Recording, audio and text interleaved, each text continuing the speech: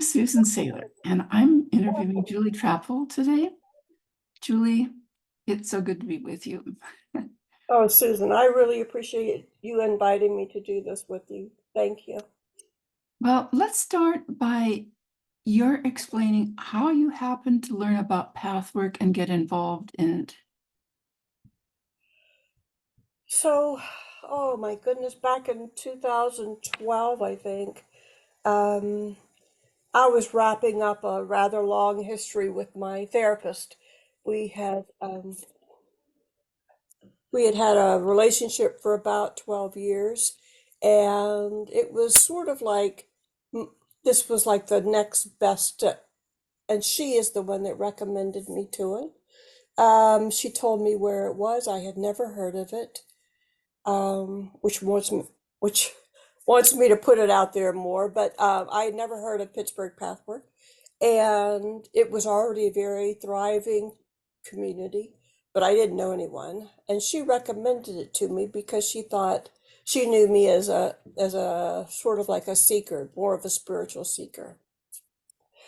And I went my first night. I went. I didn't know anyone else, but she was there. She had been going with one of her friends, and um, that's how it started. I only by her word of mouth, and I just never looked back. It was like something drew me in, and she continued to go. She wasn't as regular, and I just decided that I wasn't going to be afraid to be in there without knowing anybody because everybody was just really friendly. But I just kept going and still going 12 years later. So,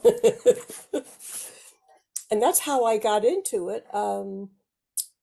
It was just word of mouth. So how important is that, huh? Oh, that's how I found out Yeah. about Pathwork too. We need to hire the Goodyear Blimp. I beg pardon? We need to hire the Goodyear Blimp so that more people can hear about it. Yes. Well, so what drew you? I mean, aside from the word of mouth initiation, what what kept you coming back to Pathwork? You've talked about your being a spiritual seeker, so there must have been something in Pathwork that met that need. Right. So the seeker in me was just looking to make sense of my life. Um, and I've been a seeker. You have books. I have lots of books, mostly about families from dysfunction, stuff like that. Just trying to find out, because I always still had that sense of uneasiness. And there was something, I'm trying to think of a word that would describe it. And there may not be, but there was something that was um, giving me answers, even though I didn't know it at the time. It just felt like I'm supposed to be here. I just had this, like when some people go to church, they have the same feeling. I just had a sense that I need to be here and that this might be a place for answers where all of these books didn't give me the answers. The lectures were, of course, a little hard in the beginning, but I just had a curiosity about it, a healthy curiosity about it. And it was more like a felt sense. It was like a calling that was calling me to something that I didn't know I needed. I mean, it's hard to describe because it's just when you know it, you know it. And I knew it. It sounds a lot like some kind of intuition. Well, I tend to be very intuitive. I just felt like I was coming home. Like this is the place, I was directed to, and I trusted my therapist, of course, but I had this feeling, an innate feeling that it was like, this is like coming home and having a nice cup of tea. It just felt like where I was comfortable. Yeah. Yeah. Well, my next question has to do with how Pathwork has changed how you live your life. I know it's made a big difference in how I live my life. So, for most of my life, I've lived in fear. I've just been afraid of life.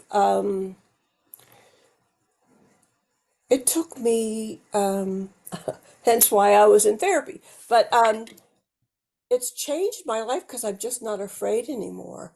I am living life instead of avoiding life. Um, I love going out and meeting people instead of being so isolated in my home. I just love that. And I wouldn't have known how good it is, right? Until I started doing that sort of organically. It's like I didn't say, okay, today you have to go outside. It was like I got a taste of what life could be like. I'm getting goosebumps just talking about it. Um, and it's wonderful. And it's just wonderful to go meet people and not be afraid of everybody. That's the biggest change. Having a really big open heart. People tell me that all the time, but again, it's one of those things that it just started happening. The more I dropped my fear, the more open I became. And it's just a great way to live. It's the Oh, best thing. I agree with you. However, pathwork asks a lot of pathworkers. It does. So, what would you say has been a challenge for you, difficult? So I'm still like, um, I still remember, the mind when you work from the mind. I still have a lot of memories of how I used to be and making sure that I'm not drawn to that. So let's say I'm having a bad day, I don't know, got bad news, whatever it is. There's something that might draw you back. There's always going to be something that's trying to draw you back to where you were. Some people call it um, I don't even know a word for it, but it's easy to slip back into really bad habits, is my point. It's like, let's say I'm on a diet and I'm doing really good with my weight loss, and then I see ice cream. I mean, it's really hard sometimes, like in path work, we call negative intentional negativity. Sometimes it's just really hard, and I hate saying this, but it's hard not to think bad thoughts about people. It's really hard.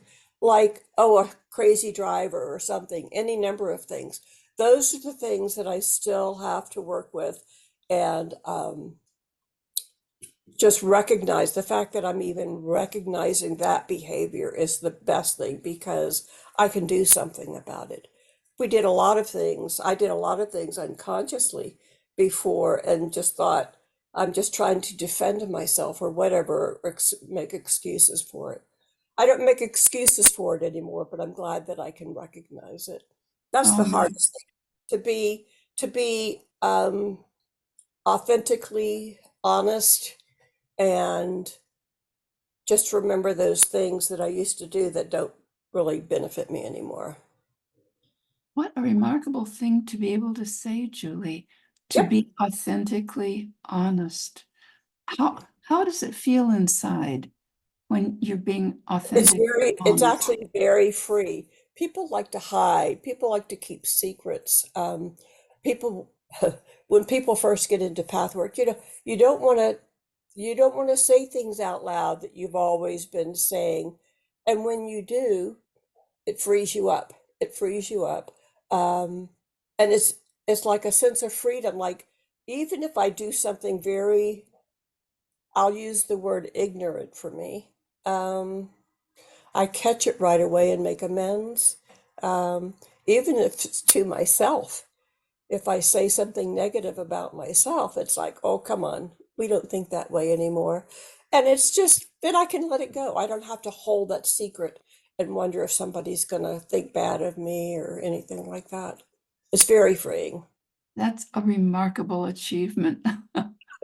Well, it's taken a while, but yeah, but it's one of the best outcomes of really doing the work. Oh my goodness, yes.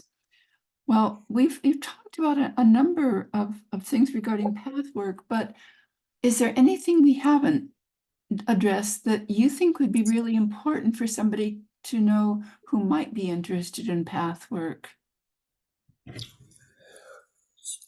Just to trust I would love for people to just trust the process because it's not easy starting out. First of all, the lectures are a little hard to understand, hard to read, but just to trust the process. I mean, if it doesn't happen overnight, nobody's going to tell you it happens overnight, and to trust the people that are helping you, the people that are around you, the helpers that we have in our organization are all there to only help you see the best version of you. And that's what they've done for me.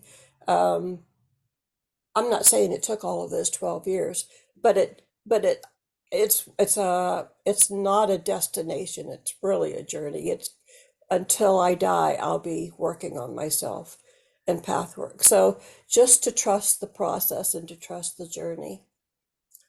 I think that's really important, Julie. It's a lot of people get very fearful of things, um, especially when you don't know what's going to happen. Nobody's going to do anything to you. You are going to help yourself. It's just a growing process. It's the kind of process I wish they taught in schools. Just help people be their most authentic selves, and it would be a difference in the world for sure. It certainly would. And the idea that when I was young, I thought by the time I'm 30, I'll certainly be finished. I'll be who I am. Graduate, yeah. And it is helpful to know that it's a process that we're continually on. And if I think in another 12 years that I will be even better than this, I'm just going to explode from being so happy. I don't know how else to describe it because I never knew this was a possibility. This is the thing that makes me like, oh my goodness, somebody can be that happy? Like I would have never known that when I was younger, small. I Yeah. mean, until I started, it was like, yeah, well, this is what it is. Buck it up. And now it's like, wow, you just don't know what you don't know. And now I do. Oh, what a gift. What a gift. And I get to meet people like you, Susan. But I'm relatively new to path work. Yes, you are. And you're just phenomenal. I just love all the work that you do. Well, Julie, thank you so much for being willing to do this interview. My pleasure. Thank you so much. It has been my pleasure too. Bye, Susan. Bye bye, Julie.